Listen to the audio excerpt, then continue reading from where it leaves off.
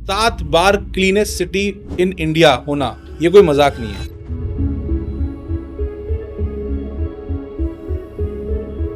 पर आजकल वैसा इंदौर में नहीं होता। इंदौर में कचरा डालने के पहले आदमी 10 बार सोचता है।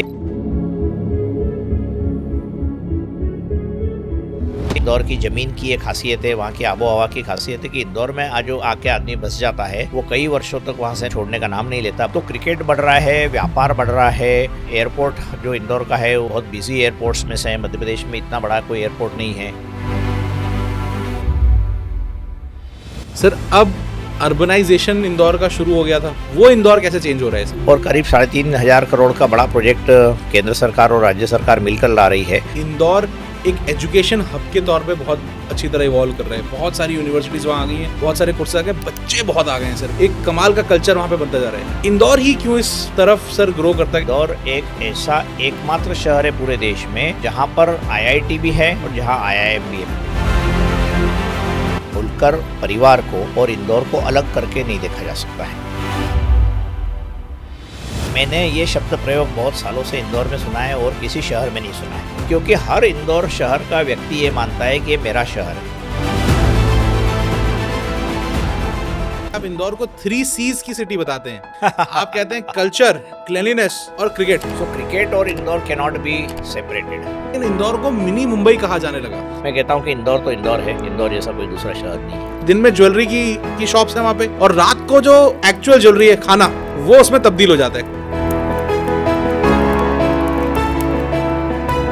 जो भी बड़ा व्यक्ति इंदौर में आता है, they definitely want to go to Chhappan Dukan और द सराफा। इसीलिए मुझे लगता है कि इंदौर ने इस तरीके की प्रगति को अचीव किया है। इंदौर आगे कहाँ जा रहा है सर, और आप क्या चाहते हैं कि इंदौर कहाँ पहुंचे?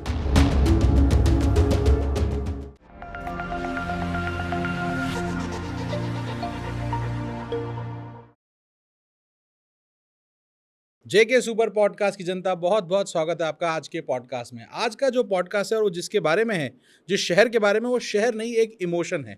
एक कमाल का शहर जिसका नाम है इंदौर। मध्य प्रदेश का एक ऐसा शहर जो खूबसूरत भी है, प्रोग्रेसिव भी है और क्या कुछ नहीं है। आज के जो हमारे गेस्ट हैं उनका नाम है श्री अभिलाष खांडेकर जी। ये एक बहुत ही माने हुए जर्नलिस्ट भी हैं, ये मध्य प्रदेश क्रिकेट एसोसिएशन के प्रेसिडेंट भी हैं, और ये ऐसे व्यक्तित्व के धनी हैं कि जब आपको ये इंदौर शहर के बारे में कहानी सुनाएंगे तो शायद आप मंत्रमुग्ध हो जाएंगे। जेके सुपर पॉडकास्ट का ये सौभाग्य है कि सर आज हमारे साथ हैं। जेके सुपर पॉडकास्ट का ये सौभाग्य है कि इंदौर के बारे में हम सब कुछ जानेंगे। आपका ये सौभाग्य है कि आप इस कहानी को सर के थ्रू सुनेंगे। बहुत बहुत स्वागत है आपका। आइए इंदौर शहर की इस यात्रा पे चलते हैं, इस जर्नी पे चलते हैं और समझते हैं कि क्यों ये क्लीनेस्ट सिटी ऑफ इंडिया है पिछले 7 साल से, क्यों ये खाने को लेकर इतना पैशनेट शहर है, क्यों ये मिनी मुंबई कहा जाता है, क्यों ये शहर वो शहर है जहाँ शायद जो एक बार आता है वो वापस नहीं जा पाता है। सर बहुत बहुत स्वागत है आपका जेके सुपर पॉडकास्ट में। बहुत बहुत धन्यवाद कि आप इंदौर से समय निकाल के यहाँ तक आए, दिल्ली में आए हमें इंदौर के बारे में बताने के लिए। इंदौर के बारे में जानना इसलिए ज़रूरी है कि मध्य प्रदेश का एक बढ़ते हुए राज्य का एक ऐसा बढ़ता हुआ शहर है जिसके बारे में आजकल जो बातें हैं वो कमाल की बातें हैं। क्लीनेस्ट सिटी है, कमाल का इंफ्रास्ट्रक्चर है, कमाल के लोग हैं, कमाल का कल्चर है, कमाल का क्रिकेट है और बहुत सारी खूबसूरत चीज़ें हैं इंदौर के बारे में। जो शहर इस तेज़ी से आगे बढ़ रहा है हिंदुस्तान के अंदर, उसके बारे में जानना आपका, मेरा, समाज का बहुत ज़रूरी है। तो इस शहर को डिटेल में समझेंगे, इंदौर क्या है, कहाँ से शुरू होता है और कहाँ जा रहा है। हमारे साथ आइए जेके सुपर पॉडकास्ट में। सर बहुत बहुत स्वागत है आपका। जी धन्यवाद। कैसे हैं सर आप? मैं बहुत अच्छा हूँ और आपके इस पॉडकास्ट को ज्वाइन करने में मेरे को बहुत अच्छा लग रहा है, इसलिए कि मेरे प्रिय शहर इंदौर के बारे में बातचीत करने का मौका मिलेगा। और इंदौर के बारे में आपने इस शहर को चुना बातचीत करने के लिए, इसके पहले के भी पॉडकास्ट देखे मैंने, तो इंदौर एक बहुत ही अलग शहर है और इंदौर के बारे में इतनी ख़ास बातें हैं, इतनी सारी जानकारियां हैं जो बहुत सारे लोगों को मालूम भी है, शायद नहीं भी मालूम है। लेकिन ये पॉडकास्ट उस समय हो रहा है जब इंदौर की बहुत ही लोकप्रिय महारानी जो थी या रानी थी, अहिल्याबाई होलकर, उनके 300वीं जन्म शताब्दी का वर्ष मना रहा है देश। पिछले दिनों प्रधानमंत्री नरेंद्र मोदी जी मध्य प्रदेश में आए और उन्होंने अहिल्याबाई के ऊपर महिलाओं का एक बहुत बड़ा सम्मेलन किया। और जैसा कि सबको विदित है, 31 मई 1725 को अहिल्याबाई का जन्म हुआ था। और अहिल्याबाई और होलकर शासनकाल जो था, या होलकर महाराजा थे, या होलकर रॉयल फैमिली जो थी, उसी के कारण इंदौर की पहचान पूरे विश्व में है आज की तारीख में भी। यदि हम इतिहास को देखें तो नए दौर के समय का इंदौर भी अलग है, लेकिन फिर भी आज होलकर परिवार को और इंदौर को अलग करके नहीं देखा जा सकता है। जी। तो मल्हारराव होलकर जो पेशवास के नोबल थे या जिनके शासक थे, वो इंदौर जो उस समय का जो इंदौर स्टेट था या इंदौर की जो रॉयल फैमिली थी उसके प्रमुख थे और अहिल्याबाई के ससुर थे। तो उन्होंने जो इंदौर बसाया वो पिछले 300-400 वर्षों की कहानी है, जो अब जाके इंदौर क्लीनेस्ट सिटी के रूप में जाना जा रहा है। एक बहुत मॉडर्न बम्बई का बच्चा बोला जाता है उसको। और इंदौर की बहुत ऐसी खासियतें हैं जिसमें जैसे लता मंगेशकर का जन्म इंदौर में हुआ था, बहुत कम लोगों को मालूम है। इंदौर से क्रिकेट का कप्तान सबसे पहली बार निकला 1932 में, जब Indian cricket team went to England in 1932। C.K. Naidu was the captain who was the great batsman of the Holkar cricket team. तो होलकर क्रिकेट टीम किसने बनाई? तो महाराजा होलकर ने क्रिकेट को बढ़ावा दिया, महाराजा होलकर ने आर्ट्स को बढ़ावा दिया, महाराजा होलकर ने साइंस को बढ़ावा दिया। और आज जो हम इंदौर शहर देखते हैं, जो बहुत तेज़ी से बढ़ता हुआ शहर है मध्य प्रदेश का, उसमें निश्चित रूप से होलकर्स ने जो नींव डाली थी उसी के चलते आज इंदौर बहुत तेज़ी से आगे बढ़ रहा है। उस ज़माने में भी वो एक ट्रेड का बड़ा सेंटर था, व्यापार का बड़ा सेंटर था। आज भी व्यापार का बहुत बड़ा सेंटर है और आसपास, इंदौर के आसपास ऑटोमोबाइल इंडस्ट्री बढ़ती जा रही है। इंदौर के आसपास अलग अलग कल कारखाने शुरू होते जा रहे हैं और निश्चित रूप से लगातार मध्य प्रदेश के जो मुख्यमंत्री या जो भी सरकारें आती है वो इंदौर के ऊपर काफ़ी फोकस करती है। और 2015-16 में जब स्मार्ट सिटीज़ का मिशन शुरू हुआ देश के, तो इंदौर का नाम भी उसमें था और तत्कालीन मेरे ही एक फंक्शन में इंदौर में आए थे और उन्होंने स्मार्ट सिटी का उद्घाटन किया 2016 की फरवरी में। तो इंदौर के बारे में बहुत सारी ऐसी बातें हैं। लोग कहते हैं कि खाने पीने का शहर है, बाहर से जो टूरिस्ट आते हैं वो इंदौर में आके कहते हैं कि सराफा बाज़ार जाना है, छप्पन दुकान जाना है। तो बहुत सारे लोग छप्पन दुकान जाके अलग अलग चीज़, तो इंदौर का पोहा और सेव और जलेबी, इसके लिए भी इंदौर जाना जाता है। इतिहास के लिए जाना जाता है, क्रिकेट के लिए जाना जाता है, कल्चर के लिए जाना जाता है, क्लीनलीनेस के लिए जाना जाता है। तो इंदौर की खासियतें ऐसी बहुत सारी हैं, लेकिन मैं सिलसिलेवार बताना चाहूँगा कि जब इंदौर में मल्हारराव होलकर ने मराठा कॉन्फेडरेसी के अंतर्गत, मतलब महाराष्ट्र से जो पूना के जो पेशवा सरदार थे, उन्होंने जो अलग अलग मराठी स्टेट्स बनाए जिसमें ग्वालियर, बड़ौदा, देवास, धार, झांसी, तो ये सारे सरदार जो थे ये मराठी सरदार थे और ये मराठा कॉन्फेडरेसी के शासक थे। तो उनको अलग अलग ज़मीन जायदाद और अलग अलग जो आज का जो मध्य प्रदेश है उसमें मूलतः होलकर और सिंधियास का जिसको कहते हैं कंट्रीब्यूशन है, या जो उस समय मराठा सरदार माने जाते थे जो पेशवास के अंतर्गत आते थे।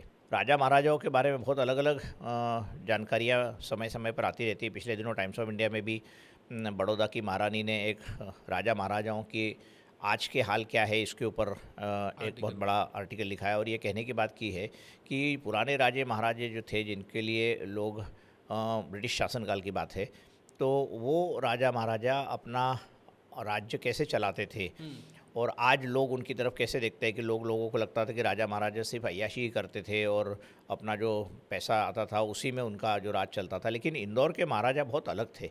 उस समय का इंदौर, अगर आप इसकी एक पिक्चर पेंट कर सकें कि उस समय का इंदौर कैसा था, इंदौर ही था वो या क्या था वो, किस क्या इंदौर था। और इंदौर का जो नाम है वो इंद्रेश्वर टेम्पल, मतलब इंद्रेश्वर अर्थात शिव जी का जो मंदिर था बहुत पुराना, उसके नाम से इंद्रेश्वर जो मंदिर था उससे इंद्रेश्वर से इंदौर हुआ। पहले मराठी में इंदूर बोलते हैं उसको। आज भी मराठी में जो लोग बात करते हैं या मराठी जो किताबें लिखी जाती है उसमें इंदौर को इंदूर नाम से जाना जाता है, इंदूर। हाँ। और अहिल्याबाई होलकर भी मराठी थी। उनका जन्म महाराष्ट्र में हुआ था, अहमदनगर में, और उनका देहांत 1795 में इंदौर में हुआ। तो इस दौरान उन्होंने इंदौर में न सिर्फ शासन किया, उन्होंने महेश्वर जैसी जगह को भी बनाया जो बाद में होलकर्स की राजधानी बनी, जो नर्मदा जी के तट के किनारे है और आज भी बहुत सुंदर शहर माना जाता है। छोटा सा है लेकिन महेश्वर भी होलकर्स की राजधानी के रूप में जाना जाता है। लेकिन इंदौर से जो शुरुआत हुई तो उस समय के इंदौर जो था वो, उसमें निश्चित रूप से आज के तरीके से ऑटोमोबाइल्स नहीं थे।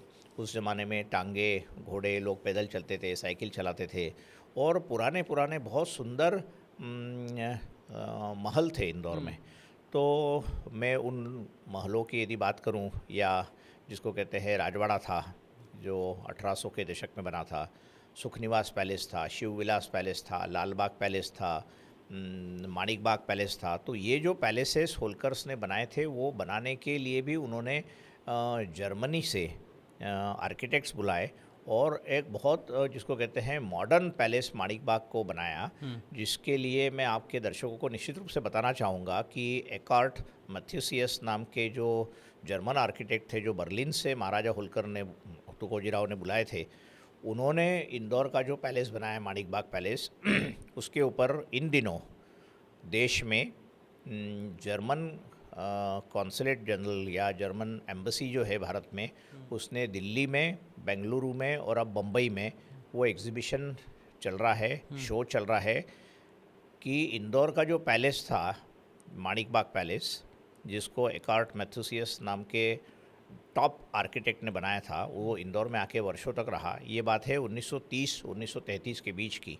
तब माणिक बाग पैलेस को विश्व का, जिसको कहते हैं आर्किटेक्चरल मार्वल के रूप में जाना जाता था, ऐसा महल वहाँ पर था। उसके बारे में जर्मन एम्बेसी ने भारत में करीब 11 महीने तक एग्जीबिशन चालू रखी है, जो अभी भी चल रही है देश में।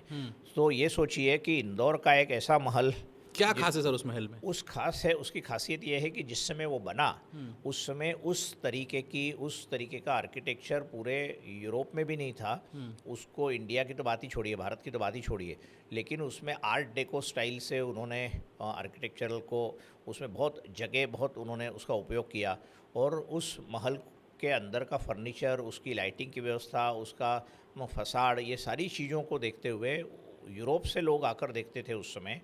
और एक फ्रेंच जर्नलिस्ट ने 1970 में उसको ढूंढा वापस, क्योंकि जब 70-71 के आसपास जब प्रीवी परसेस ख़त्म हो गए थे और राजा महाराजाओं की सारी सुविधाएं छीन ली गई थी, तो होलकर्स ने वहाँ से रहना छोड़ दिया और वहाँ से छोड़ के वो बम्बई चले गए थे। लेकिन फिर भी आज की तारीख में भी लोगों को उसके बारे में नई किताबें आना शुरू हुई है। तो एकार्ट मैथ्यूसियस ने जो इंदौर का महल बनाया, तो आज तो लोग इंदौर का राजवाड़ा जानते हैं क्योंकि वो शहर के बीचों बीच है। तो राजवाड़ा जो है वो इंदौर की बहुत बड़ी पहचान है। लेकिन राजवाड़े के अलावा भी सुखनिवास पैलेस, शिव विलास पैलेस, लालबाग पैलेस, ये जो मॉन्यूमेंट्स हैं, आज वो मॉन्यूमेंट्स को संभाल कर रखना ज़रूरी है। सरकारों का उसकी तरफ ध्यान जाना ज़रूरी है, क्योंकि वही हमारी हिस्ट्री और हेरिटेज को प्रदर्शित करता है। तो आपने जो प्रश्न पूछा कि उस समय का इंदौर कैसा था, तो निश्चित रूप से उस समय इंदौर में एयरपोर्ट था, एक छोटी सी एयर स्ट्रिप होगी, लेकिन रेलवे भी होलकर्स के ज़माने में आई, पहले रेलवे भी नहीं थी। तो ये हम बात कर रहे हैं 300-400 साल पहले की एक ऐतिहासिक नगरी की, जिसको लोग आज भी जानते हैं। और आज भी इंदौर में जो पर्यटक लोग आते हैं, वो ये राजवाड़ा या लालबाग पैलेस देखने की इच्छा रखते हैं। कमाल सर। यहाँ से इंदौर किस तरह विकसित होना शुरू हुआ? जब होलकर्स का राज खत्म हो गया, अब ये समय खत्म हो रहा है, अब धीरे धीरे अब क्या होना इंदौर में शुरू? 1947 में, मतलब आज से करीब 75-76 साल पहले, जब भारत स्वाधीन हुआ, तो धीरे धीरे सारे राजाओं के लगभग 560-556 राज परिवार थे पूरे देश में, उनका अस्तित्व भारत के साथ मर्ज कर दिया गया। तो सारे स्टेट, चाहे भोपाल का स्टेट हो, इंदौर का स्टेट हो, ग्वालियर का स्टेट हो, बड़ौदा का गायकवाड़ हो, या जितने भी राजे महाराजे थे, उन सारे का मर्जर डिज़ॉल्व हो गए वो, और उनका मर्जर हो गया भारत मतलब इंडियन यूनियन में। तो उसके बाद धीरे धीरे फिर जो नई नई कल्पनाएं आई, फिर चाहे वो पंचवार्षिक योजनाएं हों या वैसी हो, उसके हिसाब से शहरों, लेकिन उस समय शहरों के ऊपर इतना ज़्यादा फोकस नहीं था। और उस समय आपको याद होगा कि गांधी जी खुद भी कहते थे कि भारत जो है वो गाँवों में बसता है, तो शहरों की तरफ ज़्यादा ध्यान नहीं था। शहरों की तरफ ध्यान जाना शुरू हुआ 1970 के दशक के बाद में। धीरे धीरे अलग अलग शहर बढ़ना शुरू हुए, तो उसके तहत इंदौर भी बढ़ना शुरू हुआ। लेकिन मैं ये बताना चाहूँगा कि होलकर महाराजा ने 1915 में एक स्कॉटिश अर्बन प्लानर, जिनका नाम था सर पैट्रिक गेडीज़, वो इतने गजब के अर्बन प्लानर थे। एक्चुअली वो ट्रेंड अर्बन प्लानर नहीं थे, he was a sociologist, he was a professor, और वो इसको जिसको अंग्रेजी में कहते हैं, ही वॉज ए पॉलीमैथ। और उन्होंने, सर पैट्रिक गेडीज़ ने होलकर महाराज के इनविटेशन पे आकर इंदौर का पहला मास्टर प्लान या डेवलपमेंट प्लान बनाया 1916 से 1918 के बीच में। तो सर पैट्रिक गेडीज़ ने सिर्फ इंदौर नहीं बसाया, आज बहुत लोगों को यह कम जानकारी है कि पैट्रिक गिडीज़ ने तेल अवीव, क्योंकि अभी तेल अवीव की बातें चल रही है, तो तेल अवीव से लेके लाहौर, दिल्ली से लेके अहमदाबाद, नागपुर से लेके पटियाला, इस तरीके से 50 शहरों का डिज़ाइन बनाया था उन्होंने उस ज़माने में, जिस ज़माने में इंटरनेट नहीं था, जिस ज़माने में फ़ोटोग्राफी बहुत ज़्यादा नहीं होती थी, जिस ज़माने में कंप्यूटर्स नहीं थे, जिस ज़माने में हवाई जहाज़ नहीं थे। उस समय का जो इंदौर का महाराजा था तुकोजी राव, उन्होंने पैट्रिक गिडीज़ को इंदौर में बुलाया और उनको ये कहा कि हमको ये चाहिए कि हमारा शहर अगले कई वर्षों तक किस तरीके से दिखेगा, उसका प्लानिंग कीजिए। तो उसकी 2 वॉल्यूम्स की रिपोर्ट आज भी हमारे पास है, और हमारा नेचर वॉलंटियर नाम की जो हमारी संस्था है, हमने उसको रीपब्लिश किया। तो वो महाराजा इतने फ्यूचरिस्टिक थे कि उन्होंने 1915-16 में पैट्रिक गिडीज़ को इंदौर में बुलाया और उनसे ये बात की कि आप हमारे नगर की रचना कीजिए और बताइए। तो उस समय पैट्रिक गिडीज़ जो स्कॉटिश व्यक्ति था, उसने ये लिखा है उसमें कि इंदौर में जो नदियाँ बह रही है उनका संरक्षण करना चाहिए। आज हम बात कर रहे हैं कि गंगा जी को बचाना है, यमुना जी को बचाना है, नर्मदा जी को बचाना है, नदियाँ बहुत खतरे से गुजर रही है। तो लेकिन एक वेस्टर्नर ने उस ज़माने में ये लिख के गया है वो कि ये जो भारतीय लोग हैं अपनी नदियों को माँ का दर्जा देते हैं, ये मूर्ख नहीं है, ये समझते हैं कि नदियों का महत्व क्या है। तो उस समय नदियों के संरक्षण की बात किस व्यक्ति ने करी? सर पैट्रिक गिडीज़ ने करी, जो इंदौर का पहला मास्टर प्लानर था। और अर्बन डेवलपमेंट के इतिहास में पैट्रिक गिडीज़ का नाम, काफ़ी सारी किताबें भी नहीं आ रही है, तो मैंने जैसा बताया आपको 50-55 शहर पैट्रिक गिडीज़ ने से लेके बताए, लाहौर से लेके सारे शहर तक। तो ये खासियत है होलकर्स की भी और ये खासियत है पैट्रिक गिडीज़ की। और आज हम जब क्लीनलीनेस की बात कर रहे हैं कि इंदौर शहर को साफ़ करने की बात है, तो पैट्रिक गिडीज़ का एक किस्सा सुनाना चाहूँगा मैं आपको कि पैट्रिक गिडीज़ ने होलकर महाराज को कहा, उस ज़माने की बात है जब देश में प्लेग बहुत फैलता था जी। सालों साल प्लेग, गंदगी के कारण चूहे वो गिरते थे। तो होलकर महाराज को पैट्रिक गिडीज़ ने कहा कि एक दिन के लिए मुझे महाराज बना दो और पूरे सारे आपके अधिकार मुझे दे दो, तो मैं कुछ कर दिखाऊंगा। तो उन्होंने कहा एक दिन से क्या होगा? तो उन्होंने कहा मैं करना चाहूँगा। और उन्होंने शहर को साफ़ सफाई करने के लिए निर्देश दिए पैट्रिक गिडीज़ ने, और शहर के हज़ारों लाखों चूहे शहर के बाहर जाकर मारे। और उसके बाद लोग उनको कहते थे कि ये गोरा साहब यही प्लेग लेके आया है, लेकिन उस लोग जो बोलते थे कि ये गोरा साहब पैदल चलते थे, वो शहर का जो उनको प्लानिंग करना था, तो उसमें उनको दिखता था कि चूहे दिखे। तो उन्होंने फिर चूहे मारने का बड़ा संकल्प किया, चूहे मारे, और वो रिकॉर्डेड है इतिहास में। तो आज जब हम क्लीनलीनेस की बातें, उसके कई वर्षों बाद एक तत्कालीन कलेक्टर इंदौर में आए, SR मोहंती, उन्होंने मध्य प्रदेश का जो सबसे बड़ा सरकारी अस्पताल है उसको साफ़ करके उससे हज़ारों चूहे मारे। तो बहुत देश भर में खबरें बनी थी। ये बात है 90 के दशक की 92, 93, 94, 95 के आसपास।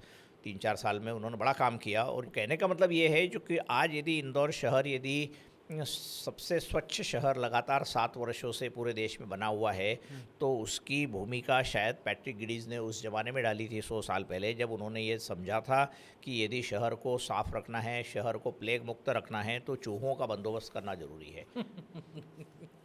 सर मैं आपसे ये जानना चाहूँगा कि सर पैट्रिक गिडीज़ के बारे में, आपने तो वो दोनों वॉल्यूम पढ़े होंगे, आपको उनके बारे में पूरी जानकारी होगी। जी। उन वॉल्यूम्स के अंदर अगर आप मुझे कुछ की इंसाइट्स दे सकें कि क्या था, उन्होंने इंदौर को किस तरह इमेजिन किया था और हम लोग कितने हद तक सक्सेसफुल हुए हैं उनके ये बहुत अच्छा प्रश्न है, क्योंकि इसके बारे में बहुत सारे अर्बन प्लानर्स और इंजीनियर्स और आर्ट हिस्टोरियंस भी पैट्रिक गिडीज़ पर लगातार काम कर रहे हैं। लिटरेचर फेस्टिवल्स में पैट्रिक गिडीज़ के बारे में लोग बात कर रहे हैं कि पैट्रिक गिडीज़ ऐसा कौन महान व्यक्ति था कि जिसने शहरों के बारे। तो आज आप देखिए कि आज जो अर्बन प्लानर है वो बेसिकली आर्किटेक्ट होता है। अर्बन प्लानिंग में वो मास्टर्स की डिग्री हासिल करता है आर्किटेक्चरल कॉलेजेस से, चाहे वो school of planning and architecture हो या दूसरे प्राइवेट कोई कॉलेजेस हों। लेकिन उस ज़माने में पैट्रिक गिडीज़ ने इस तरीके की कोई चीज़ नहीं थी, लेकिन उनको ये समझता था कि सोशियोलॉजी क्या है, समाजशास्त्र क्या है। तो पैट्रिक गिडीज़ के इंदौर मास्टर प्लान की खासियत ये है कि उनको उसमें उन्होंने प्रकृति के संरक्षण को लेकर, मतलब पर्यावरण संरक्षण उस समय इतना फैशनेबल नहीं था। आज की तारीख में हम कह रहे हैं कि environment conservation is a must, लेकिन उस ज़माने में उस समय किसी ने सोचा नहीं था, लेकिन पैट्रिक गिडीज़ ने सोचा था। पैट्रिक गिडीज़ को गार्डन एडवोकेट कहते हैं, कि वो कहते थे कि शहरों में इस तरीके से बसाहट होनी चाहिए कि हर मोहल्ले में जिस तरीके से लोग रहेंगे उनके आसपास का वातावरण खुशनुमा हो और पर्यावरण की चिंताएं हों। उसलिए उन्होंने हर कॉलोनी के आसपास बगीचे बनाने का प्रस्ताव रखा था। उन्होंने नदियों के संरक्षण करने की बात रखी थी। उन्होंने कहा था कि यदि क्यूरेटिव सर्जरी कहते हैं वो, उसमें उन्होंने कहा था कि यदि शहरों को ठीक बसाना है तो लोगों को के बारे में पहले सोचना पड़ेगा हमको। क्या कहते हैं सर? क्यूरेटिव सर्जरी उनका जो एक टर्म है। उन्होंने जो टर्म वापरी थी, लेकिन उसका मूल बात ये थी कि उनका ये कहना था कि पहले हमको शहर को किस तरीके से क्योर करना है ये मालूम होना चाहिए, सर्जरी की जगह करना है कैसे करना है। बट उनका जो महत्वपूर्ण बात है उनके प्लानिंग की, उसमें आज जो मुझे लगता है कि मैं जो शहरों की स्टडी करता हूँ, शहरों का अध्ययन करता हूँ और अर्बन प्लानिंग के ऊपर काफ़ी काम करता हूँ, तो मुझे देखने में आता है कि सरकार जो अर्बन प्लानिंग के लिए प्लान्स लाती है उसमें लोगों को सेंटर पॉइंट या फोकल पॉइंट नहीं रख के बाकी सारी चीज़ों को बनाती है। तो पैट्रिक गिडिस की खासियत ये थी, उसने व्यक्तियों को, समाज के जो लोग जो शहरों का उपयोग करेंगे उनको अपने प्लानिंग का सेंटर पॉइंट बनाया था। और उसके आसपास तो उनको क्या चाहिए, तो उनको पीने के लिए पानी चाहिए, उनको अच्छी सड़कें चाहिए, उनको बगीचे चाहिए, उनको आबो हवा अच्छी चाहिए। तो ये पैट्रिक गिडिस के प्लानिंग का पार्ट था और उसमें उन्होंने सिटी इम्प्रूवमेंट ट्रस्ट बनाने की बात करी थी, जो इंदौर में बन गया था, जो आज जिसको इंदौर डेवलपमेंट अथॉरिटी कहते हैं। तो ये बात सही है कि पैट्रिक गिडिस ने जिस तरीके से इंदौर का प्लानिंग किया, उसमें सिर्फ उसने इंफ्रास्ट्रक्चर का प्लानिंग नहीं किया, उन्होंने एजुकेशन की नीड्स के ऊपर समझा। उन्होंने ये बताने की कोशिश करी कि शिक्षा के क्षेत्र में क्या होना चाहिए, स्वास्थ्य के क्षेत्र में क्या होना चाहिए, शहर किस तरीके से आगे बढ़ेगा। कॉटन टेक्सटाइल मिल्स वहाँ पर आने की बात हुई थी। तो ये सारी चीज़ें उन्होंने अपने प्लान में, बहुत डिटेल्ड प्लान है वो, मतलब 400-500 पेजेस का है, उसके मैप्स वगैरह सब है हमारे पास। तो कहने का मतलब ये है कि जो उस समय का प्लानिंग का जो अप्रोच था वो जो ह्यूमन सेंट्रिक था। आज हम बिल्डिंग बनाने की कोशिश कर रहे हैं, हम मेट्रो बनाने की कोशिश कर रहे हैं, इंफ्रास्ट्रक्चर बनाना ज़रूरी है, लेकिन उसके बावजूद भी इंफ्रास्ट्रक्चर किसके लिए है, तो इंफ्रास्ट्रक्चर लोगों के लिए होना चाहिए। ये पैट्रिक गिडिस ने 1916 में इंदौर के प्लान के जरिए पूरी दुनिया को बताया। और अभी कुछ दिनों पहले करीब 6 महीने पहले, 8 महीने पहले, जो प्रख्यात इतिहासकार हैं और पर्यावरण के ऊपर लिखने वाले रामचंद्र गुहा ने एक सुंदर किताब लिखी है, उसमें उन्होंने पूरा एक चैप्टर पैट्रिक गिडिस के ऊपर लिखा है। और उन्होंने उनको अर्ली एनवायरमेंटलिस्ट कहा है। मतलब वो कह रहे हैं कि वो प्रारंभिक अवस्था में जब पर्यावरण को बहुत ज़्यादा लोग समझ नहीं रहे थे, उस समय का वो पर्यावरणविद है जो बाहर से आया और उसने हमारे देश के शहरों को बसाने का अच्छा काम किया। कमाल सर। सर, अब अर्बनाइजेशन इंदौर का शुरू हो गया था 1947 के बाद, अब चेंज होने लगा होगा इंदौर, नए तरह के कारखाने खुलने लगे होंगे, काफ़ी कुछ होने लगा होगा। वो इंदौर कैसे चेंज हो रहा है सर? वो इंदौर के बारे में आप बताएं सर। तो इंदौर के बारे में जैसे मैंने कहा कि इंदौर में अब बहुत सारी नई नई चीज़ें आ रही हैं जी मसलन अब इंदौर क्रिकेट का एक बहुत बड़ा सेक्टर बन गया है। जी। मैं मध्य प्रदेश क्रिकेट एसोसिएशन का अध्यक्ष होने के नाते भी कह रहा हूँ और उसके अलावा भी कह रहा हूँ कि जब 1932 में महाराजा होलकर ने अपनी क्रिकेट टीम बनाई और सीके नायडू, मुश्ताक अली, सीटी सरोटे, सीएस नायडू, हीरालाल गायकवाड़ या इस तरीके के बड़े बड़े प्लेयर्स, इन्होंने रणजी ट्रॉफी जीती कई बार। तो क्रिकेट की भी एक लीगेसी है इंदौर में। तो आज क्रिकेट की बड़ी बड़ी मैचेस अगले कुछ महीनों में, 3-4 महीनों में विमेंस वर्ल्ड कप, जो महिलाओं का वर्ल्ड कप है, उसके कुछ मैचेस इंदौर में होने वाले हैं। तो क्रिकेट बढ़ रहा है, व्यापार बढ़ रहा है। एयरपोर्ट जो इंदौर का है वो बहुत ही, जिसको कहते हैं, बहुत बिजी एयरपोर्ट्स में से है। मध्य प्रदेश में इतना बड़ा कोई एयरपोर्ट नहीं है।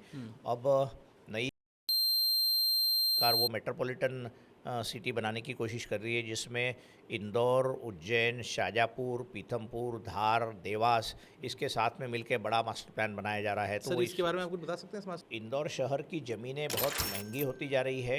उसका एक कारण ये भी है कि इंदौर के आसपास के जो जिसको कहते हैं ग्रामीण क्षेत्र हैं, वहाँ से बहुत सारे लोग इंदौर में आकर बसना चाहते हैं, क्योंकि इंदौर एक एजुकेशन का बड़ा सेंटर बन गया है। यहाँ काफ़ी निजी यूनिवर्सिटीज़ आ गई हैं। इंदौर की खुद की यूनिवर्सिटी जो देवी अहिल्या यूनिवर्सिटी है, वो अलग अलग कोर्सेस दे रही है।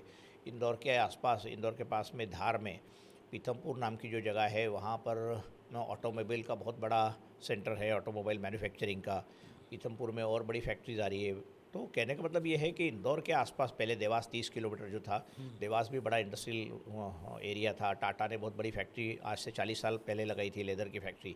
तो इंदौर को कनेक्टिविटी, एयर कनेक्टिविटी के साथ साथ में बहुत पहले भी वो ट्रेडिंग सेंटर रहा है, आज भी बहुत बड़ा ट्रेडिंग सेंटर है। और इंदौर में एमटी क्लॉथ मार्केट, बहुत बड़ा क्लॉथ मार्केट था जो होलकर्स ने शुरू किया था। और आज भी वहाँ पर बच्चों के परिधान बनाने की बहुत सारी फैक्ट्रीज़ हैं। ऑटोमोबाइल की फैक्ट्रीज़ है, जर्मन टूल रूम है। तो कहने का मतलब ये है बैंकिंग क्षेत्र में इंदौर बहुत ज़्यादा तेज़ी से आगे बढ़ा है। तो आसपास के क्षेत्रों से बाहर से भी लोगों को इंदौर की आबो-हवा, इंदौर को कहते थे कि शब-ए मालवा है, तो शब-ए मालवा मतलब दिन में गर्मी होती है लेकिन शाम तक बहुत ठंडक होती थी। तो ये जो वहाँ की आबो-हवा है, जो वहाँ का पर्यावरण है, उसको देखकर भी बहुत सारे बाहर के लोग आकर यहाँ बसना चाहते हैं। तो लगातार इंदौर की जनसंख्या बढ़ती जा रही है। आज की तारीख में मुझे लगता है इंदौर नगर निगम और इंदौर डिस्ट्रिक्ट के आसपास मिला के 35-40 लाख लोग इंदौर में रह रहे हैं। तो 35-40 लाख लोगों के हिसाब से प्लानिंग की बात चल रही है। तो इंदौर में जो नया मास्टर प्लान आ रहा है, उस तो मेट्रोपॉलिटन सिटी का मतलब ये है कि आसपास के शहरों का यदि विकास नहीं होगा तो इंदौर के ऊपर बर्डन होगा। तो सैटेलाइट टाउनशिप कुछ बन रही है 5-5, 7-7 लाख की। ये सैटेलाइट टाउनशिप की प्लानिंग जो इंदौर के आसपास हो रही है, ये क्यों हो रही है और इससे क्या हम अचीव करने वाले हैं सर? इससे पीछे का उद्देश्य जो अर्बन प्लानर्स का है या शासन का है, जो मध्य प्रदेश शासन का है, मुझे लगता है वो इसलिए है कि लोगों को बहुत ज़्यादा ट्रांसपोर्टेशन करने की ज़रूरत ना पड़े। और सैटेलाइट टाउनशिप यदि बन जाती है, जैसे बम्बई में आपने सबर्बन एरियाज़ देखे होंगे, जहाँ पर लोग रह रहे हैं वहीं पर उनका लगभग सारा जीवन व्यतीत हो जाए और उनको बहुत ज़्यादा यातायात करना ना पड़े, और वहीं पर ऑफिसेस या वहीं पर एग्रीकल्चर की मतलब या उनको सब्जी भाजी मिल जाए या नौकरी के काम मिल जाए। तो 5-7-8 लाख की पॉपुलेशन के छोटे छोटे शहर सैटेलाइट बनाकर उनको इंडिपेंडेंट बनाने की कोशिश की जा रही है, ताकि लोगों को आवागमन करने की बहुत ज़रूरत नहीं पड़े। पोल्यूशन भी बढ़ रहा है और लोगों को हर बार हर चीज़ के लिए यदि सेंट्रल इंदौर में आना पड़ता है तो निश्चित रूप से ट्रैफिक के भी इश्यूज़ आएंगे, पोल्यूशन के इश्यूज़ आएंगे। और क्यों लोगों को आजकल तो आप देख रहे हो कि लगातार जो स्कूल के संचालक मंडल रहते हैं या स्कूल का जो मैनेजमेंट है, वो भी ये कहता है कि स्कूल के आसपास रहने वाले 5 से 8 किलोमीटर के दूर के बच्चों को ही हम हमारे यहाँ एडमिशन देंगे। उसके पीछे का उद्देश्य ये है कि एक कोई बच्चा स्कूल में यदि सुबह 7 बजे यदि बस में बैठता है तो वो 8:30 बजे तक बस में बैठा रहेगा, उसके बाद 9 बजे स्कूल अटेंड करेगा। तो 1.5 घंटे तक बस में बच्चों को क्यों बिठाया जाना चाहिए? या किसी भी क्षेत्र में आप देखो, दिल्ली में भी आप देखते हैं कि दिल्ली से गुड़गांव आना हो, दिल्ली से नोएडा जाना हो या दूसरी जगह पे जाना हो तो बहुत समय व्यतीत होता है, उसमें पर्यावरण का भी नुकसान होता है और लोगों का समय भी। तो ये मुझे लगता है कि मेट्रोपॉलिटन सिटी के पीछे बहुत सारे उद्देश्य हैं, लेकिन उसके पीछे का उद्देश्य ये है कि इंदौर के आसपास का क्षेत्र भी विकसित हो और इंदौर के ऊपर ही सब गतिविधियां निर्भर न हो। सर, एक सवाल जो मैं आपसे पूछना चाहूँगा वो ये है कि इंदौर एक एजुकेशन हब के तौर पे बहुत अच्छी तरह इवॉल्व कर रहे हैं। बहुत सारी यूनिवर्सिटीज़ वहाँ आ गई हैं, बहुत सारे कोर्सेज आ गए हैं, बच्चे बहुत आ गए हैं सर। काफ़ी एक कमाल का कल्चर वहाँ पे बनता जा रहा है। इंदौर ही क्यों इस तरफ सर ग्रो करता गया? इंदौर ही वो शहर क्यों बना मध्य प्रदेश के अंदर जिसका एजुकेशनल कॉन्ट्रीब्यूशन शहर के लिए, देश के लिए और राज्य के लिए इतना बड़ा है सर? मुझे लगता है कि शहर के डीएनए में भी ऐसा कुछ है कि यहाँ पर एजुकेशन बहुत पहले से विकसित हो रहा था, और अब चूँकि बाकी फैसिलिटीज़ बढ़ रही है, एयरपोर्ट का एक्सपांशन हो चुका है और वहाँ पर फ़्लाइट्स पूरे देश से हर जगह से, चाहे हैदराबाद हो, चाहे चेन्नई हो, चाहे अहमदाबाद हो, चाहे पुणे हो, हर जगह से कनेक्टिविटी बहुत अच्छी है। तो उसके चलते निश्चित रूप से एजुकेशन का हब बनते जा रहा है। और सरकार ने जिस तरीके से निजी विश्वविद्यालयों को प्रोत्साहन देने की बात करी है, तो पुराने ज़माने में भी इंदौर शहर की जो एजुकेशन की एक्टिविटीज़ थी वो सरकारी स्कूल तक सीमित थी, लेकिन कुछ जीएसआईटीएस या उसके जैसी इंस्टीट्यूशन थी। लेकिन आज मैं बताना चाहूँगा कि इंदौर एक ऐसा एकमात्र शहर है पूरे देश में जहाँ पर आईआईटी भी है और जहाँ आईआईएम भी है। पहले आईआईएम आया और उसके बाद आईआईटी आई। इंदौर, उसके बाद केंद्र सरकार ने शायद नियम बदल दिए, तो अब एक शहर में आईआईटी और आईआईएम नहीं रहेंगे। और मैं निश्चित रूप से इसका श्रेय इंदौर के बहुत बड़े उद्योगपति डॉक्टर रमेश बायती जी को देना चाहूँगा कि जिन्होंने अपने संपर्कों का उपयोग करके इंदौर शहर को ये 2 उपहार देने के लिए बहुत मदद करी तत्कालीन। इंदौर का इकलौता ऐसा शहर है जहाँ आईआईटी और आईआईएम दोनों है। डॉक्टर बायती और अर्जुन सिंह जी की दोस्ती के कारण संभव हो पाया, क्योंकि डॉक्टर बायती इंदौर शहर के बहुत बड़े उद्योगपति थे, उनका इंदौर से बहुत लगाव है। तो आज भी वो चाहते थे कि इंदौर शहर में नई नई चीज़ें की जाए। तो कहने का मतलब ये है कि आईआईटी और आईआईएम आने के बाद या उसके आसपास निश्चित रूप से एजुकेशन को और बूस्ट मिला। काफ़ी सारी प्राइवेट यूनिवर्सिटीज़ आई, ओरिएंटल प्राइवेट यूनिवर्सिटी वहाँ पर है बहुत सारी, या दूसरी यूनिवर्सिटीज़ है, मेडिकल कॉलेजेस है। तो इस तरीके की चीज़ें जब डिमांड होती है तो सप्लाई होने लगते हैं, और सप्लाई होता है तो डिमांड भी बढ़ती है। ये जो वो है उसके तहत इंदौर में, तो मैं इंदौर के बारे में और भी बातें बताना चाहूँगा कि इंदौर न सिर्फ एजुकेशन का बड़ा सेंटर है, क्योंकि देवी अहिल्या यूनिवर्सिटी काफ़ी साल पहले बनी थी, उसके पहले उज्जैन की विक्रम यूनिवर्सिटी से एफिलिएशन था इंदौर के कॉलेजेस का। तो इंदौर में कल्चर भी काफ़ी बहुत बड़ा था। होलकर्स के बारे में अपन ने बात करी, मैं वहाँ वापस ले जाना चाह रहा हूँ कि 1922 के आसपास शायद इंदौर से इंदौर में आर्ट स्कूल बनाया है होलकर्स ने। तो आर्ट स्कूल अपने आप में बहुत बड़ा आर्ट स्कूल माना जाता था, और डी देवलालीकर जो बाहर से आए थे गुरु थे, उनको होलकर महाराजा ने बुलाया। और आप विश्वास करें कि एम.एफ. हुसैन, जिनकी पेंटिंग अभी कुछ करोड़ों में बिकी है, 160 करोड़ के आसपास बिकी है पेंटिंग, एम.एफ. हुसैन नहीं रहे। MF. Hussain, NS. Bendre, DJ. Joshi, ऐसे बहुत बड़े कलाकार उस इंदौर आर्ट स्कूल से निकले। तो आर्ट स्कूल की ट्रेनिंग इंदौर में, आप जानते होंगे कि आर्ट स्कूल का एम.एफ. हुसैन का फेमस घोड़ा था। तो ऐसा बताया जाए, एम.एफ. हुसैन ने मेरे से बात करते समय कहा था कि ये घोड़ा जो है तो इंदौर के जो टांगे चलते थे उससे उनको इंस्पिरेशन मिला। हालांकि इंदौर आर्ट स्कूल और डी देवलालीकर को जहाँ उन्होंने उसको पढ़ाया, तो वहाँ पर एम.एफ. हुसैन पूरा कोर्स कर नहीं पाए और आगे चले गए। लेकिन देश में जो नामी गिरामी पेंटर्स हैं वो इंदौर से निकले। तो इंदौर को जो कल्चर की जिसको कहते हैं कि उसका जो इतिहास है, उसमें कंट्रीब्यूशन इंदौर का आर्किटेक्चर का भी कंट्रीब्यूशन है, आर्ट्स का भी कंट्रीब्यूशन है। इंदौर का जो म्यूज़िक घराना था वो आमिर खान साहब का, वो भी बहुत बड़ा फेमस घराना था। तो इंदौर के वो म्यूज़िक में, आर्ट्स में, इन सब में आगे बढ़ाने के लिए का श्रेय होलकर्स को जाता है। इंदौर को लोग अपना इंदौर मानते हैं, और इसीलिए आज की तारीख में हम उसको यदि देखें तो 7 बार लगातार उसने जो कीर्तिमान बनाया है साफ़ सफाई के मामलों में, तो उस तरीके की जो चीज़ें, जो 100% कचरा जो है उसका रिसाइकलिंग इंदौर में होता है। सर, मैं समझना चाहूँगा कि इंदौर के व्यक्ति को, आप इतने सालों से इंदौर को इतनी गहराई से जानते हैं, शायद बहुत कम लोग जानते होंगे। इंदौर के व्यक्तियों का, इंदौर के लोगों का क्या माइंडसेट है सर? किस तरह का कल्चर है, किस तरह की जगह है इंदौर? अगर कोई आदमी इंदौर को नहीं जानता है तो वो क्या समझे सर, किस तरह का माइंडसेट है? मैंने ये शब्द प्रयोग बहुत सालों से इंदौर में सुना है और किसी शहर में नहीं सुना है।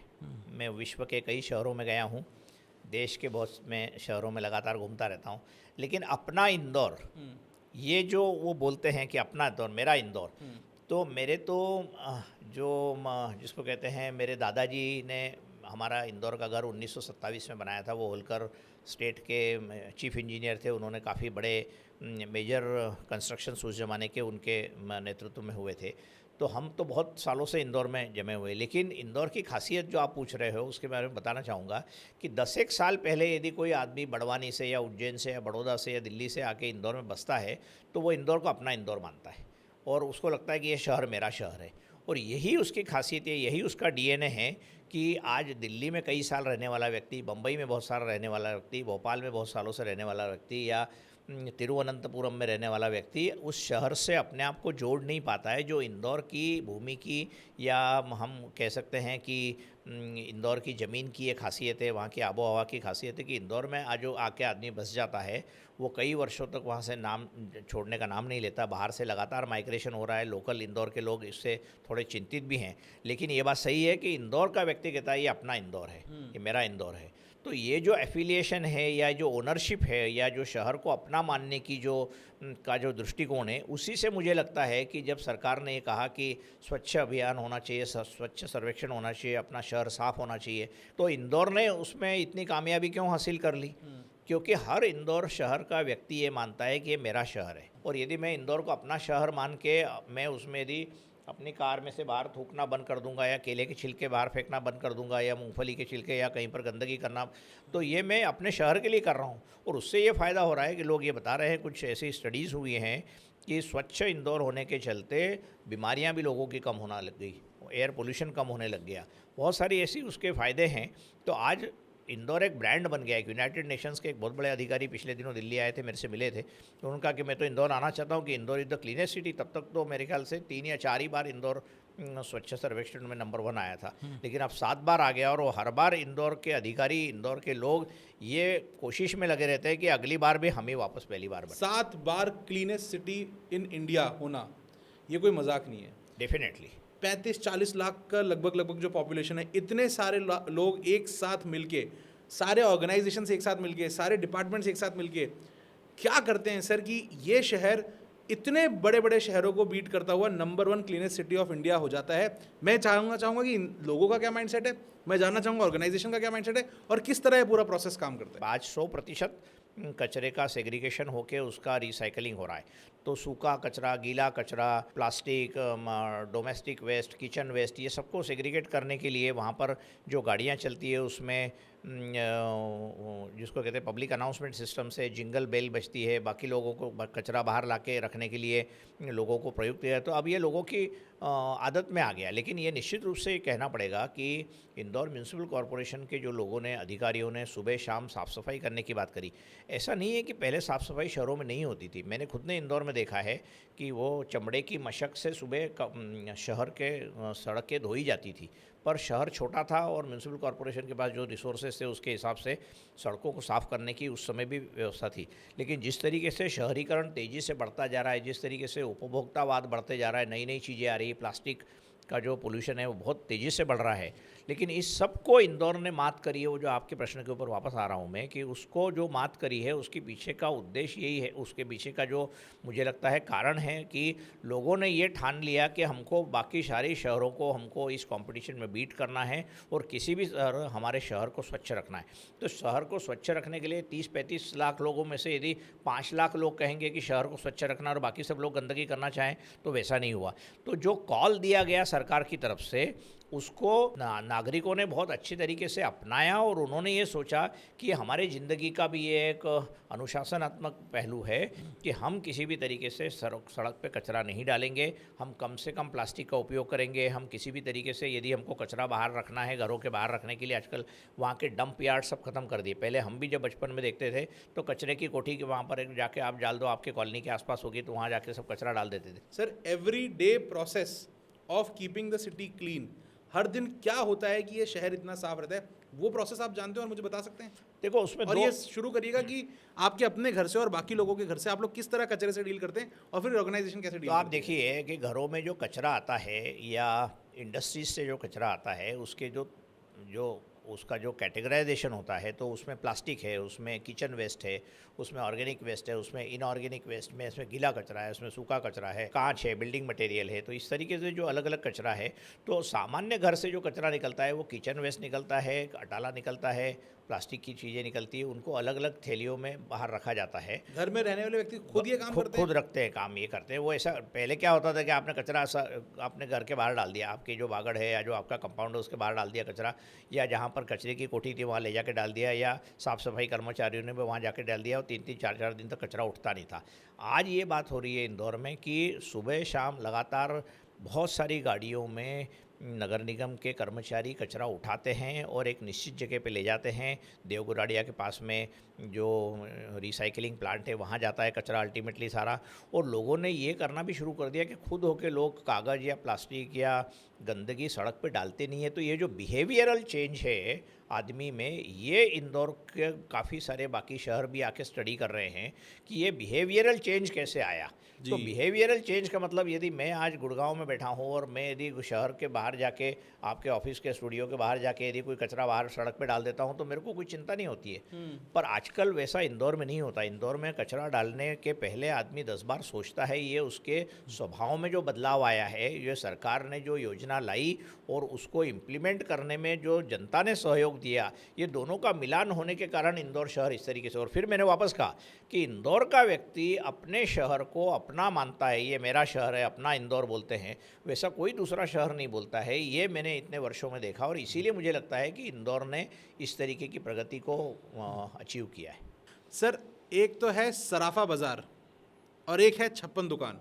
हम पहले सराफा बाज़ार को समझते हैं, दिन में ज्वेलरी की शॉप्स हैं वहाँ पे, और रात को जो एक्चुअल ज्वेलरी है, खाना, वो उसमें तब्दील हो जाता है। कमाल का हो जाता है सर। ये जगह की शुरुआत कहाँ से होती है? और ये आज के टाइम में जब मैं लास्ट इसमें गया तो मैंने देखा कि रात को 12-12 बजे पूरी फैमिलीज़ एक लाइन में क्यू में चल के खाने के लिए पैशनेट हैं। ये कहाँ से कल्चर आ रहा है सर?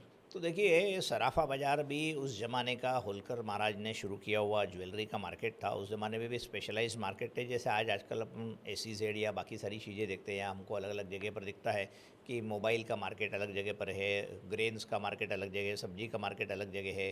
तो वैसा सराफा जो था वो ज्वेलरी का मार्केट था, जो बहुत बहुत पुराना था और बहुत नैरो लेन्स हैं वहाँ पर पुराने। दो सराफे, एक बड़ा सराफा और एक छोटा सराफा। और वहाँ पर 7-8 बजे के बाद में जब ज्वेलर्स अपने घर चले जाते हैं तो वो स्ट्रीट फूड का अड्डा बन जाता है। जी। तो स्ट्रीट फूड तो अब नया नाम आ गया है, लेकिन उस ज़माने में भी लोग ठेले के ऊपर जो साबूदाने की खिचड़ी है या शिकंजी है या भुट्टे का कीस है या गराड़ू है, ये जो स्पेशलिटीज़ हैं, ये इंदौर शहर में खाने के लिए लोग आज भी उसको मराठी में खाऊ गल्ली बोलते हैं। और मैं पूना में जाता हूँ, बम्बई जाता हूँ, तो बोलते हैं लोग मेरे को कि वो खाऊ गल्ली कैसी चल रही है, आपका सराफा कैसा चल रहा है। तो लोग वहाँ पर निश्चित रूप से खाने के लिए आते हैं। अभी तो सराफा में ये खाने पीने का जो परंपरा है, ये करीब 100, 125, 150 साल से चल रही है। तो इंदौर में कुछ कुछ चीज़ें ऐसी है, रंगपंचमी की जो गैर निकलती है वो भी राजवाड़े के आसपास सराफे और इसके आसपास से निकलती है, और उसको भी यूनेस्को के हेरिटेज लिस्ट में डालने के प्रयास चल रहे हैं।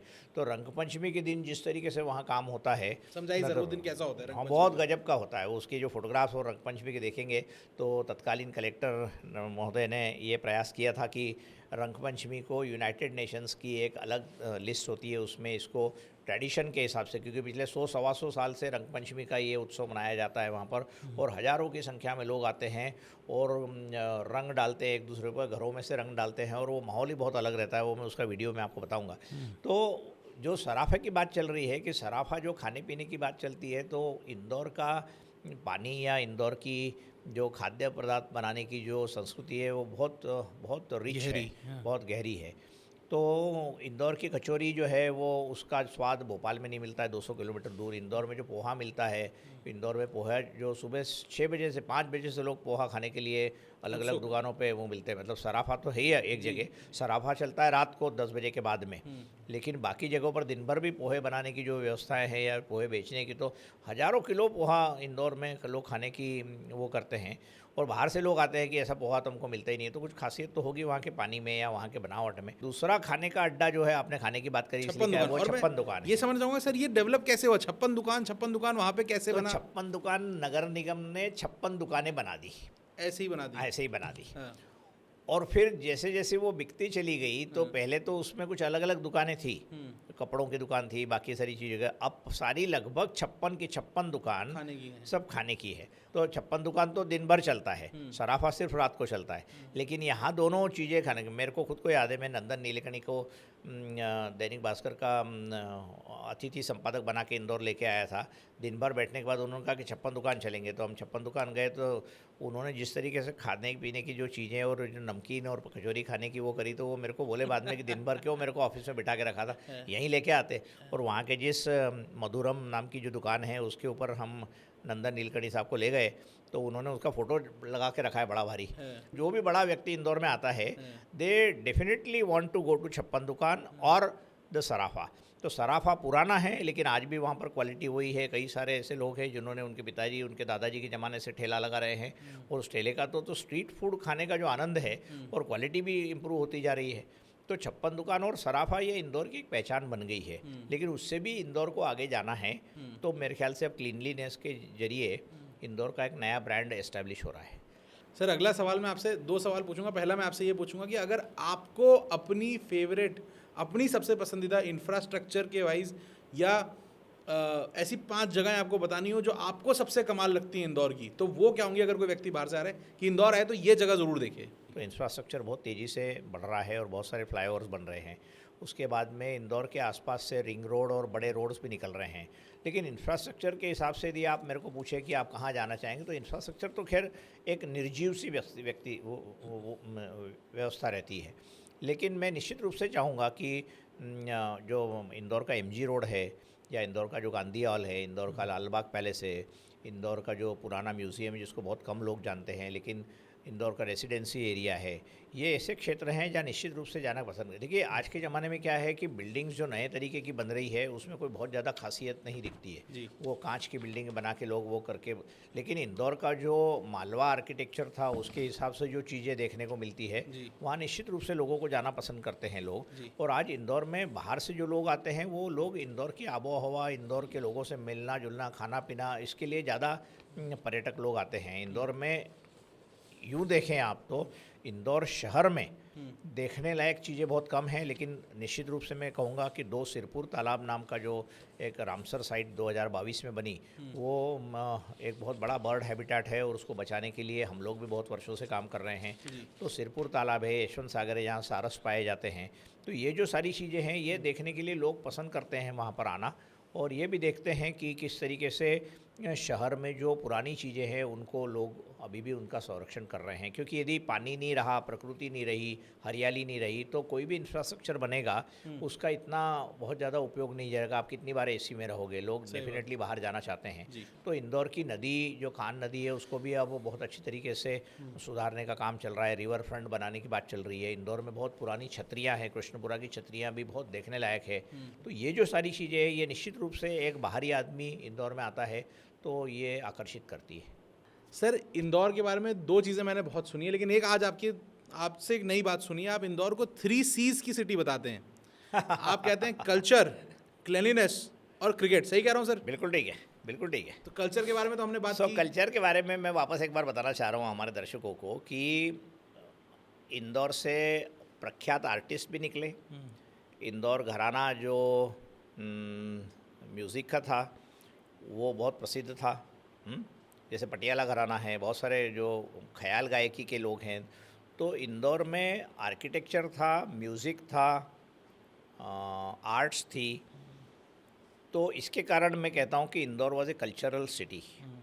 Indore continues to be a cultural city, आज भी है। फिर आया इंदौर में क्रिकेट जो पुराना था, लेकिन अब वापस नए तरीके से हमारा जो होलकर क्रिकेट स्टेडियम है लगातार अलग अलग मैचेस होस्ट कर रहा है। लेकिन जैसा मैंने पहले कहा कि C K Naidu was the first Indian cricket captain in 1932। So cricket और Indore cannot be separated. So first thing is culture, second is cricket and third is cleanliness. पिछले 7 सालों से जो इंदौर में क्लीनलीनेस की जो बात आ रही है, जो स्वच्छता की बात आ रही है, so these 3 C's they stand for Indore as of today in my opinion. तो मुझे लगता है कि कल्चर, क्रिकेट और क्लीनलीनेस के कारण इंदौर को जाना जाना चाहिए, और इंदौर के आगे की जो यात्रा है वो भी इसी के आधार पे होना चाहिए। अर्थात कोई भी शहर को कल्चरल होना ही चाहिए, उसमें इस तरीके से क्राइम या इस तरीके से किसी चीज़ों का कोई स्थान नहीं होना चाहिए।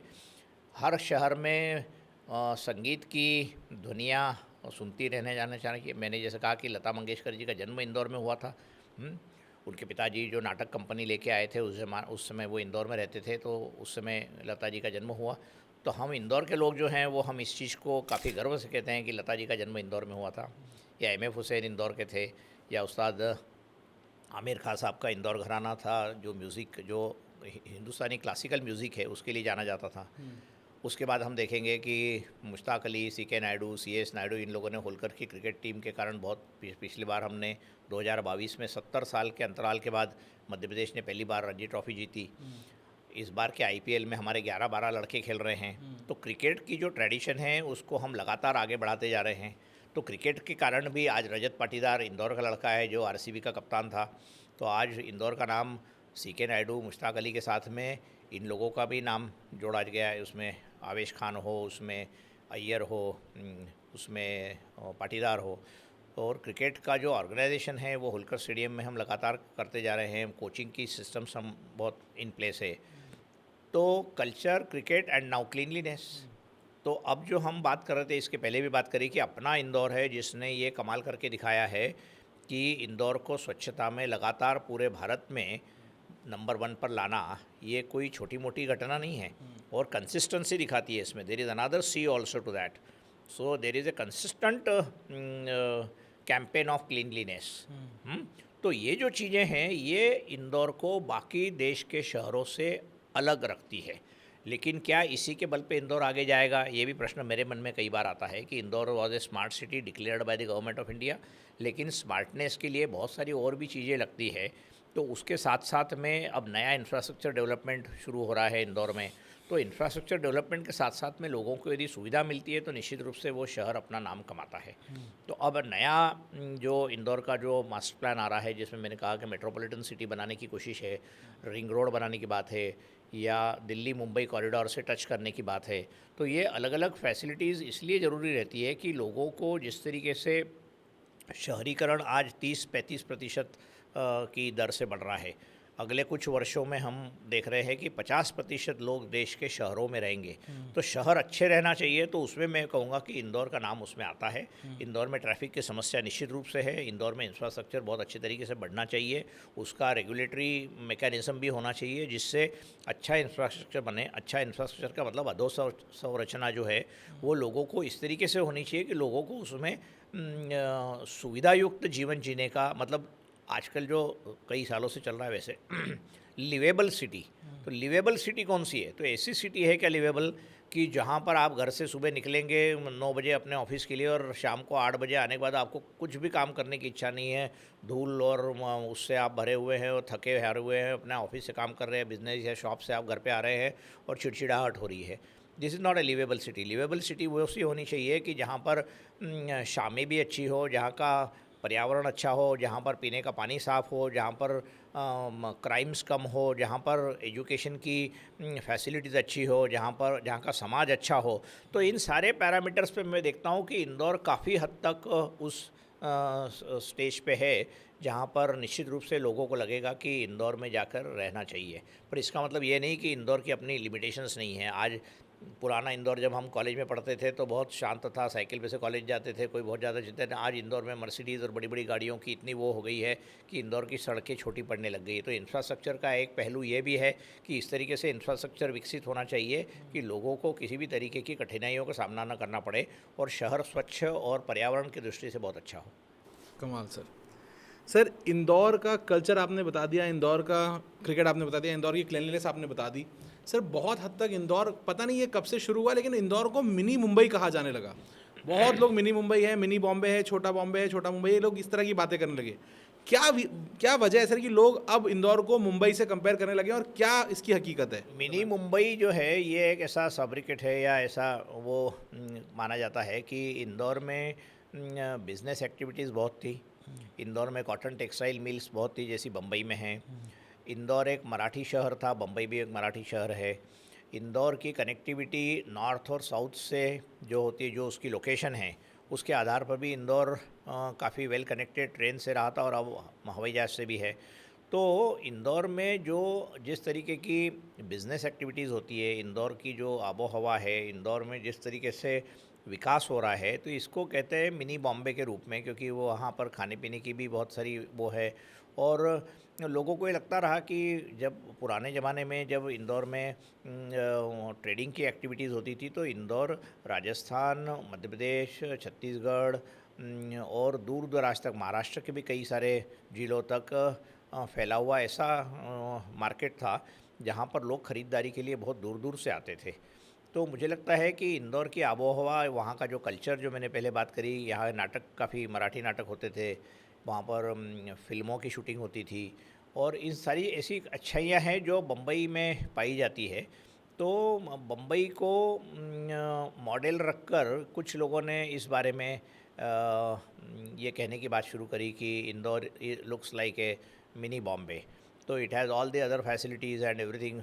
बहुत सारे छवि गृह, मतलब बहुत सारे टॉकीजेस होते थे इंदौर में एक ज़माने में, तो जहाँ पर लोग जाके फिल्में देखते थे। वापस अब films are coming back.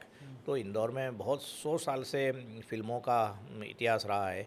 So there are number of things that people draw parallel between Indore and Mumbai. तो इसलिए इंदौर को मुंबई का बच्चा या मिनी बॉम्बे कहते हैं। लेकिन आज के ज़माने में आप देख रहे हो तो बहुत सारे शहर, हैदराबाद, अहमदाबाद और साउथ के कुछ शहर बहुत अपनी संख्या में, आकार में बहुत बड़े बन गए हैं। तो वो तो they are also competing with Bombay.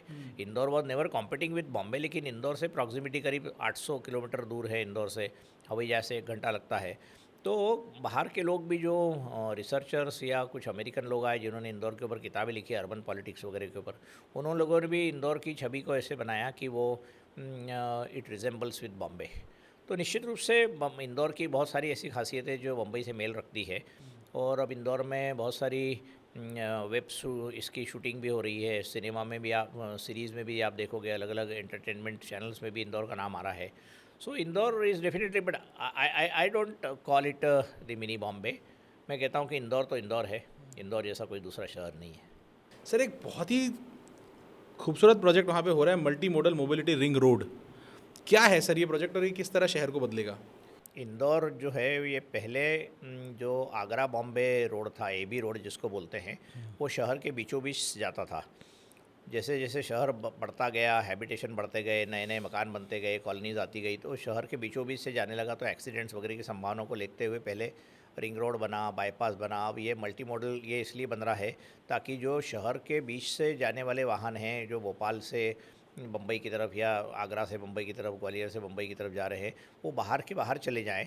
और करीब 3,500 करोड़ का बड़ा प्रोजेक्ट केंद्र सरकार और राज्य सरकार मिलकर ला रही है, जिससे आज देखेंगे कि शहर में आपको ट्रैफिक की जो प्रॉब्लम्स आती है या हेवी व्हीकल्स जो आते हैं वो बाहर के बाहर से निकल जाए, या जिन लोगों को इंदौर शहर में प्रवेश नहीं करना हो वो बाहर से चले जाए। इस तरीके का एक प्रोजेक्ट है जो अभी उस पर जिसको कहते हैं कि ड्राइंग बोर्ड पर है। अभी कुछ ही दिनों में आने की बात है, उसकी घोषणाएं वगैरह हो गई है, लेकिन निश्चित रूप से वो आएगा। लेकिन एक बात ये भी देखने में आ रही है कि जब बाईपास बनता है कि शहर को आपको अंदर से जाना नहीं पड़े, तो इसलिए बाईपास से ज़्यादा, फिर रिंग रोड आया, फिर एक मल्टी मॉडल नया रिंग रोड आएगा, फिर वो तो कब तक शहरों के बाहर से ले जाने की बात है।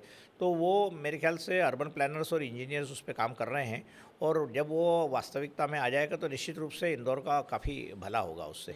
सर, पॉडकास्ट की समाप्ति की ओर बढ़ते हुए मैं आपसे पूछना चाहूँगा और आपसे जानना चाहूँगा कि इंदौर को इतने करीबी से देखने वाले, आई एम श्योर आपको इंदौर से एक तरह का प्यार भी होगा। आप इंदौर को जिस नज़दीकी से आपने देखा है, बहुत कम लोगों ने देखा होगा। इंदौर आगे कहाँ जा रहा है सर, और आप क्या चाहते हैं कि इंदौर कहाँ पहुँचे? ये शहर लगभग एक जैसे होते जा रहे हैं, अलग अलग हर तरीके से। स्मार्ट सिटीज़ हो या बाकी तरीके से लगभग सारी सुविधाएं, बाकी सारी चीज़ें, हर शहर में मेट्रो आते जा रही है, हर शहर में वही फ्लाईओवर से बाकी सारी चीज़ें। लेकिन मैं फिर भी चाहूँगा कि इंदौर को अपनी ओरिजिनलिटी को बचाए रखना चाहिए। इंदौर का जो अपना खुद का डीएनए है, उन इंदौर की जो अपना अपनत्व की भावना है, शहर में लगभग हर व्यक्ति एक दूसरे को जानता है। निश्चित रूप से शहर लगातार बढ़ता जा रहा है, और इसके कारण बहुत सारे ऐसे लोग, जब हम प्लेन से इंदौर से दिल्ली या मुंबई कहीं जाते हैं तो बहुत सारे लोग पहचान के नहीं मिलते हैं। तो नए नए लोग इंदौर में आके बस रहे हैं, लेकिन फिर भी इंदौर का जो आर्ट कल्चर का जो बैकग्राउंड है, इंदौर का जो स्पोर्ट्स का जो बैकग्राउंड है, इंदौर में जिस तरीके से आबो हवा थी, एक एक क्षेत्र वहाँ पर नवलखा बोला जाता है, ऐसा कहा जाता है कि 9 लाख इमली के पेड़ थे वहाँ पर। आने वाला कल जो है उसमें भी इंदौर शहर बहुत अच्छा बना रहे, हमेशा साफ स्वच्छ रहे, और वहाँ पर लोगों को जीने का जो आनंद मिलना चाहिए उस तरीके की यदि चीज़ें होती रहेंगी तो निश्चित रूप से इंदौर शहर को देश में एक अलग स्थान मिलेगा।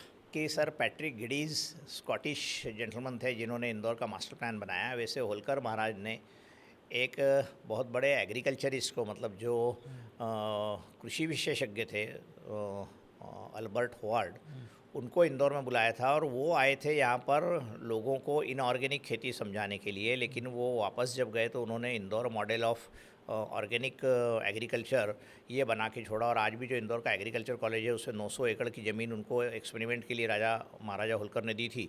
तो इंदौर में ऐसे बहुत सारे बड़े लोग आए थे जिन्होंने अलग अलग तरीके के एक्सपेरिमेंट करके इंदौर को बहुत साल पहले ही विश्व के नक्शे पर स्थापित कर दिया था।